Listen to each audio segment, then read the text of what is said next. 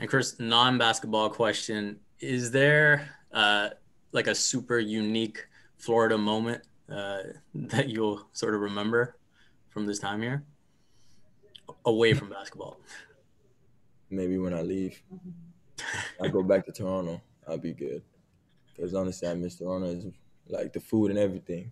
It's been rough. I'm not saying it was in a good way. They did everything for us. Like I said, the setup and everything was great, but it ain't Toronto. Thanks, Chris. Have a good night. Going to move now to French questions for you, Chris. First one goes to Mike from l'Express.ca. Bonsoir Chris, content de te retrouver.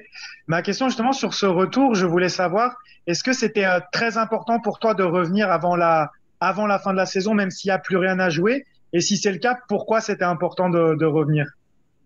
La seule raison pourquoi pour moi c'était important de revenir, c'était juste pour voir comment mon genou va réagir. Je pense que je voulais voir si il y avait un setback, si j'étais prêt à pouvoir jouer une game. Comme j'ai dit, c'est différent quand tu joues pratique et tout, mais une game, c'est là que tu vois vraiment si tu es vraiment revenu d'une blessure. Puis, comme j'ai dit, ça m'a pas fait, j'avais pas de douleur, rien. Je pense que s'il y avait quelque chose qui m'a dérangé un peu, c'est mon cardio et tout. Mais comme je dis, ça fait 2 semaines que j'ai pas joué alors. Je pense que la prochaine game, je vais être prêt à jouer. Parfait. Et je ne sais pas si je pourrais être là pour les interviews de fin de saison. Je voulais te demander si tu devais tirer un petit bilan de cette saison. Je me rappelle en début d'année, tu avais dit que tu voulais pas te fixer de chiffres, mais finalement, est-ce que les chiffres sont bons pour toi en cette fin, au terme de cette saison? Ah, je pense qu'il y a des hauts et bas. Moi, je suis content de ma performance cette saison, c'est sûr. Je pense que j'ai fait beaucoup de choses et j'ai de, de choses à faire dans le futur. Je peux devenir un vraiment bon joueur, mais si on se parle de qu'est-ce que j'ai dit au début de l'année, je pense que j'ai fait beaucoup mieux de ce que je pensais. Ok, parfait. Merci Chris. Yeah. Final question goes to Etanine from CHOQ-FM. Oh, Salut Étienne. Chris, Étienne. Étienne, Ok, ouais c'est ouais, moi. ça fait plus sens. C'est pas grave, il n'y a pas de problème avec ça, j'ai l'habitude. Merci, Ouais. merci Chris. Bon déjà félicitations pour je crois que tu as acheté une maison récemment, donc déjà félicitations pour ça. Je suis ravi de te revoir, ravi de te revoir dans cet environnement, ravi de te revoir sur le terrain, c'est vraiment un plaisir. Quelles sont tes sensations après ces 3 semaines et surtout dans un roster finalement qui paraît plutôt jeune?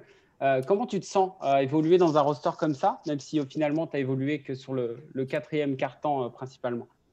Euh, je pense que ça nous a donné on a joué les Clippers, alors c'est une bonne équipe, ça nous a donné une bonne idée à qu'est-ce qu'on doit s'améliorer. Puis, comme j'ai dit, si on veut jouer une équipe comme ça qui vont dans le championnat, on doit être capable de les jouer. Alors, je pense que comme j'ai dit, revenant d'une blessure, j'étais en bonne situation de jouer contre des gars comme Paul George et Kawhi. Ça m'a vraiment donné l'opportunité de voir ce que je peux faire. Puis, aussi, comme j'ai dit, au quatrième quart, je pensais que je commençais à retrouver mon rythme. Mais comme j'ai dit, c'est ma première game. I'll get better, c'est sûr, je vais m'améliorer. Ouais. Dernière question pour moi, est-ce que tu aurais aimé jouer contre Serge Ibaka ce soir? That would be nice. Ça aurait été vraiment le fun, mais bon, comme j'ai dit, ça arrive, ça n'est pas arrivé. J'aurai la chance de jouer contre Serge Ibaka une autre année. Comme j'ai dit, je pense pas qu'il va nulle part, puis moi non plus. Bon, bah, c'est parfait à entendre. Merci pour tout, Chris, et bon Ouais. retour. Merci. Thank you, Chris.